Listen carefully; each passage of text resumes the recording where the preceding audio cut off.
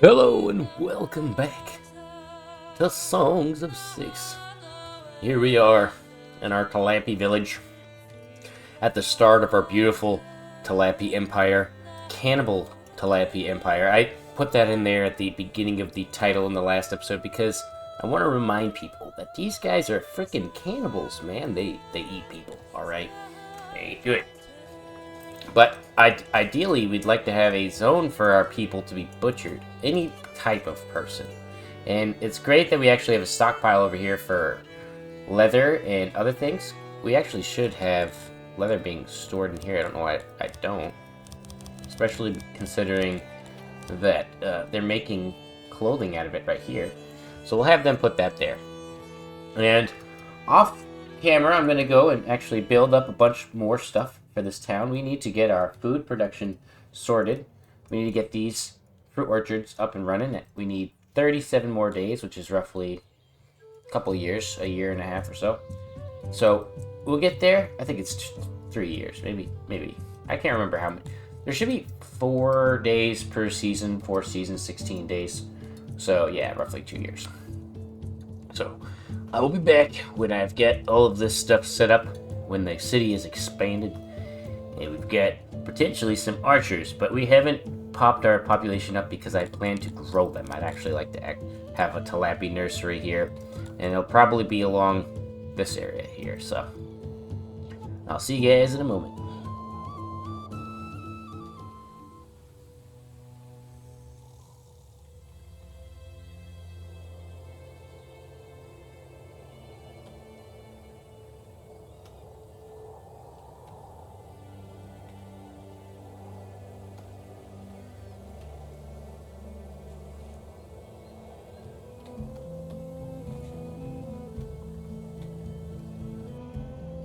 Welcome back.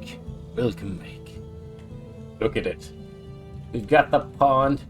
We've got the benches. Look at how populated this area is. This is a very distinguished area. They're all just relaxing. We've got people watching the fights. There's only 2 guys working there, and there's only 2 people working as actors because we needed a lot of other workers to be in other places. And that's quite alright. That's quite alright. So we're going to go over what I've done for this part. We've got a laboratory over here, small little laboratory, just so that we can get some knowledge going. We've only got a few guys working there too. Our warehouse got a janitor upgrade so that we could actually cover all of this area that was getting a little degraded. We have, what is that, 30 new houses, I believe, right? 15 and 15, no, that's 60 it should be. Right? No, because that's 15, yeah, 30, yeah. So we have a lot of houses over here. Should be 120 or so. My math is not always on point. We have our tailor, who's making tons of clothing. You can see we have a full warehouse, and I'm keeping them at the base level warehouse just so that we can fill them up and get that nice aesthetic, and once they're full, we'll upgrade them. We have our weaver. We have the new charcoaler here. He's producing a good amount of charcoal. Only 2 charcoalers work there, and there's plenty of space for more. We have our 2 warehouses in between, and we have the boiler and the metal smelter. So as you can see, we have torches throughout the city. We have a boiler, which we got from this metal smelter. We actually had to smelt a lot of metal up to get this. So now we have bows coming in. Look, we've got a bunch of bows here. And then when we reach, I believe the population is... Wow. It's not even... Oh, I already unlocked the training ground. Oops. I didn't even realize that. Well, that's not good. That is a goof if you've ever done a goof. But to be honest, it's okay because we can deal with that. And to check also, I want to see how much does it cost for archery? 700. Okay. So we're gonna build this building while we sit here. We'll have that go right there. We don't need too many people training here. And I want to do a different style. I never build them like this.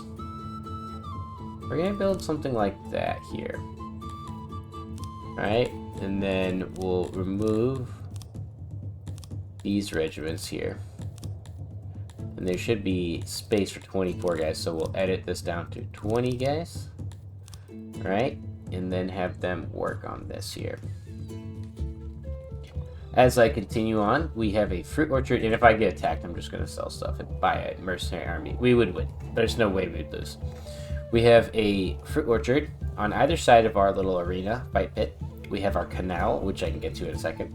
We have the Tilapi nursery up and running, and these two fruit orchards are actually producing fruit. They produce quite a bit of fruit, 48, 93. That's a decent amount, and you can see we have 641. We're importing fruit. We have this little storage space for fruit on the side. Instead of my hauler design, I went with a warehouse on the side. So a dedicated guy works here and lives here basically. And his goal, or her goal, is to grab fruit, bring it straight here. Keep these guys stocked up so the babies are constantly coming in. We have 9 children, 4 babies. And it takes 4 years for the baby to become a grown-up. So rather than a Garthami, which takes 1, these guys take 4 years. I believe humans do as well. Here we are in our water pump area. I normally do this in a different fashion, but I decided to build it off the straight path here so we could maximize the amount of water pressure we're getting. So it's going straight down, and we have just enough to get to these 2 canals here. And because they're reaching here, we have groundwater right here, sweet water right there as well. We have none here, so this was as far as the pond could really go, or right here. So now we have a nice pond in here. These guys should all be constantly cleaned up. Like if I hover over a guy, they shouldn't be dirty, because we have a nice bath here. Oh, it's a Tilapi child. They don't have a sprite yet. Let's look. It should be under environment. Right here, swimming, 97%. 9.99%. That is great, and that gives you access to a lot more immigrants. It's a very underrated feature. I don't think a lot of people really do it very often, but we have that going. And once we have enough technology, we'll actually put this guy over here so that we can get this training ground for the archery range here.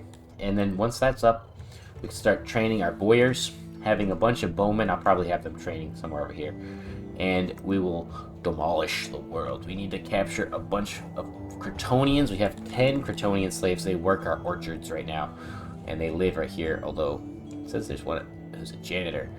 I guess that's fine. Whatever they need to do, they'll do it. But I'm very happy with the city so far. The whole goal for me was to go aesthetic, and you can see it is very aesthetic in my opinion, just having those little like colored rows here. You got the warehouse in between. Perfect. And we need to expand this part and give some more light, but I had to save all my iron for this.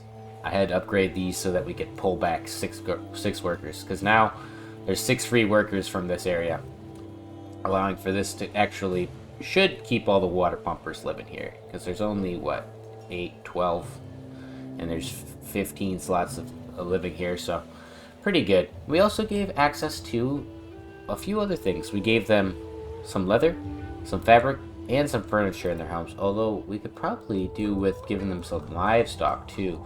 Why don't we set this to save a few livestock, and we'll build a few more pastures. We're going to start trying to sell livestock in the future once we get our population boosted. This building here is just there for right now. I think I'm going to probably want to put it like over here more, but I'll save that for another day. This is just the temporary building, and you can see there's space for 20 new tilapis at a time, which is pretty decent.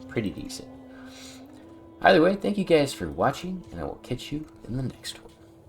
Goodbye.